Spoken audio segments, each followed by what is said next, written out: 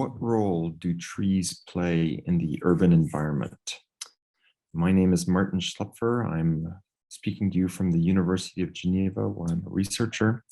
And in a few minutes, I'm going to try and do two things that I hope will be of interest to you. First, I'm going to briefly summarize a project that we conducted looking at the potential role of trees in the city of Geneva, where I work. And secondly, I'm going to try and outline a few outstanding questions that I think the scientific community could potentially address in the future. So I've prepared just a few slides for you. The project that we led was called Nos Arbres, which means our trees.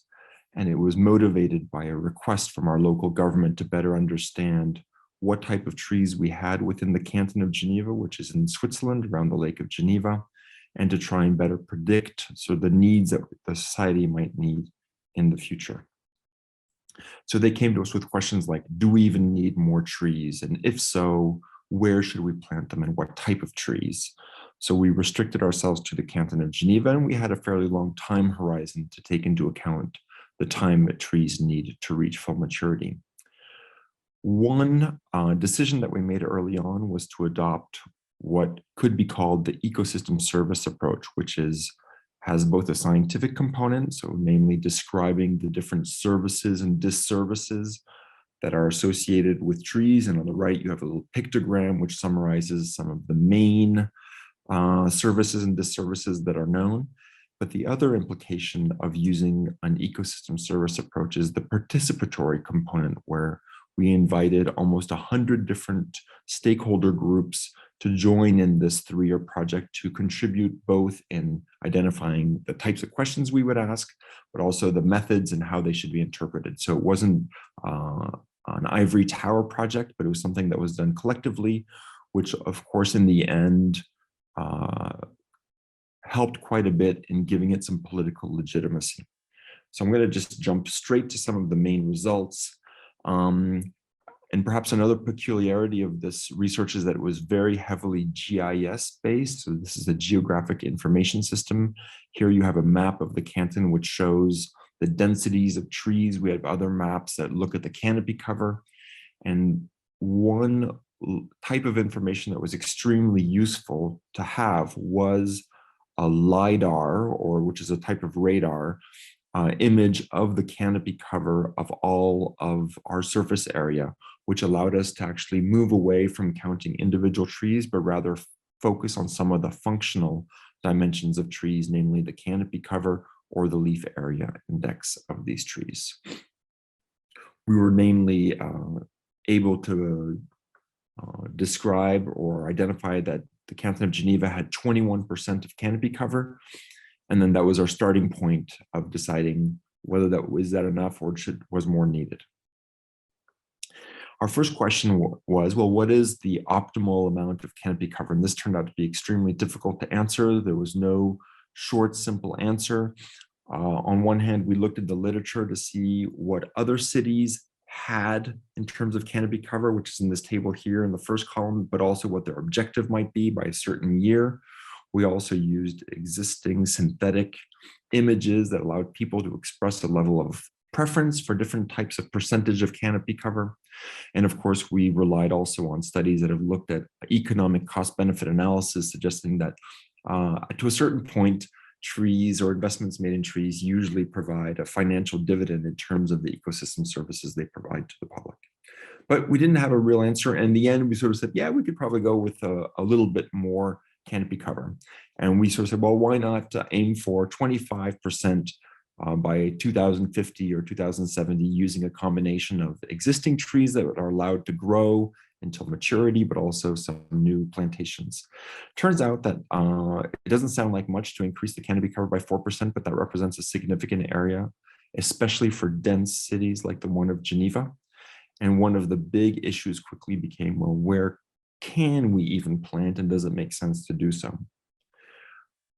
To make one of our key results was that we made the argument that new trees should be planted where they contribute the most to human well-being, namely there where they provide the most ecosystem services, This is a map that summarizes, or it's a compilation of 4 different maps looking at 4 different ecosystem services that were identified through the participatory process.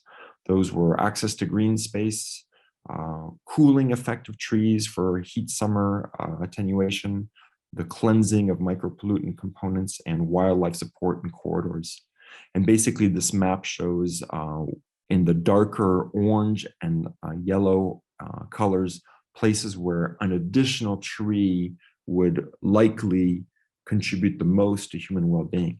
So that presents an obvious paradox in a way, or challenge, in that it's obviously where there are the most people that are found, where the new tree would make the most sense, but that's also where the least space is often available. Anyway, it led to an interesting reflection where people from the government started really thinking about, well, what are some of the constraints to planting and what could we do? And all sorts of ideas were put on the table, including how to incentivize private owners to accept trees on their property. And for those of you who are interested, you may want to look at the city of Paris, which has done a lot in terms of subsidizing these types of efforts. In Geneva, they are now reconsidering what I would call historical blocking points, like they're considering removing cars or parking spaces from certain avenues and smaller streets to maybe plant trees in these very dense neighborhoods. And they're also looking at novel synergies and seeing how, for example, agricultural practices, which are still quite common in the canton, could be combined with tree plantings. They also, the canton also asked us, well, what type of tree should be planted? And here again, this is a fairly complex subject, but the short answer is plant the right tree in the right spot. The goal being, at least from an ecosystem service perspective, to have large, healthy trees. When trees are large is when they generate a lot of the desirable ecosystem services. And if a tree is healthy, it can live for a long time. And this initial investment in planting and caring for the tree can therefore pay dividends, if we wish to use an economic expression. Of course, this also raised interesting debates about the types of species that should be planted given climate change. We know that the city of Geneva and the climate of Geneva in 30, 50, 70 years is going to look much more like a southern Mediterranean climate. And so one of the big questions is, well, is it not dangerous to focus on native species? And to what extent should we start considering more southern species that have a greater likelihood of persisting in a healthy way into the future? But conversely, it also helped focus the attention on the need to have high quality soil and large volumes. Currently, it's a standard practice in Geneva to have 9 cubic meters of soil for a tree that's planted on a sidewalk in the city, which is considered in some ways good. But we know that for a tree really to be healthy and to reach its full extent, it's more in the order of 50 or 100 cubic meters of soil, of high quality soil, that might be necessary. So when the project was finished and it was delivered to the authorities, it was surprisingly well received, perhaps because we'd involved so many people. They immediately took in the messages and came out with strategic plans, which came out this year in 2022 to, on one hand, there was an objective to reach not 25 as we had recommended, but a 30% canopy cover. I actually don't know why they increased that by 5%, perhaps just to be ambitious. And there was a financial project that came with it, and a greater compensation of trees that are cut down, and more stringent requirements for allowing trees to be cut down. So it seems to have translated into the reality fairly quickly. Of course, doing a project like this raised a number of interesting questions that I think researchers or the research community could further delve into. The first one, and I'm listing them here, are just 4 of them that are on the top of my mind. The first is, what are the drawbacks and the threats of planting trees? We seem to be in an era where trees are almost uncriticizable, and yet there seem to be some vulnerabilities, like what would happen under climate change if we lost a certain fraction of our trees? Would this not be a certain represent a gap that would be hard to fill? And a corollary of that question is, the second question here is, what are some of the alternatives to trees that exist, for example, to avoid urban heat islands or the overheating effects in our increasingly warm summers? And of course, there's all sorts of very practical questions. What is the right mix of individual trees on the streets or small or urban forests, or do they need to be connected or not? To what extent? And finally, when we look at botanical gardens and we see that a lot of foreign trees do quite well when they're well taken care of, it raises the question also of, well, do we even need to plant species from the South if we took better care of our indigenous species? And what's the trade-off between choosing the right species and making sure that it has the right soil conditions to ensure that they're healthy in the future? That's all I had to share with you today.